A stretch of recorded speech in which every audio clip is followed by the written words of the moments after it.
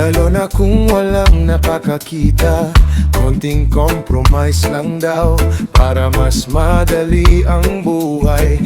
Pero habang tumatagal ang journey, mas nararamdaman kong mabigat pala.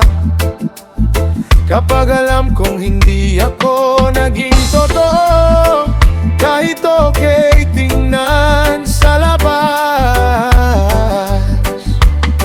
Hindi mo pala sinusukat ang tao sa image o sa popularity lang, kundi sa karakter na lumalabas kahit tahimik at walang audience. At habang mas pinipili kong maging honest, mas payapa ang puso ko. Hindi dahil perfect ako, kundi dahil wala akong tinatagong fake. Kapag truth mo ang laman ng puso ko, mas magaan ang buhay ko.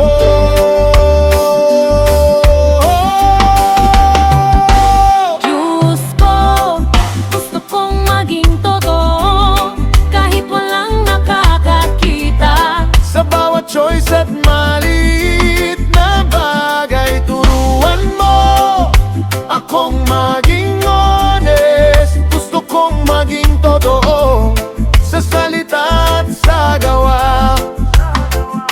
Sa bawat araw na binibigay mo sa akin, integrity mo ang susundan ko.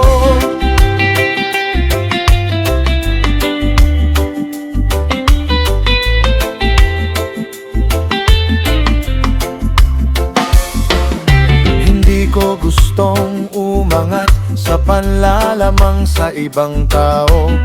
Mas gusto kong mabuhay ng malinis kahit mas mabagal minsan ang proseso. Dahil alam kong ang tunay na peace hindi nabibili ng shortcuts. At ang tunay na success may kasamang malilinis na konsensya. Kapag ikaw ang standard ng buhay ko, hindi ako matatakot sa katotohanan. Diyos ko, gusto kong maging totoo kahit walang nakakakita. Sa bawat choice at maliit na bagay, turuan mo akong maging honest. Gusto kong maging totoo sa salita at sa gawa. Sa bawat araw na binibigay mo sa akin, integrity mo ang susundan ko. Ayoko nang mabuhay sa panloloko at pretend. Ayoko ng maling fake, markang malutang sutise. Gusto kong maging totoo kahit walang nakatingin sa akin. Totoo kahit walang nakakakita. Malinis sa salita at sa gawa. Sa bawat desisyon at landas ang buhay ko, ikaw ang magiging gabay ko.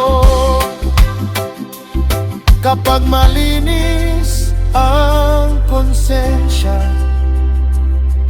mas payapa ang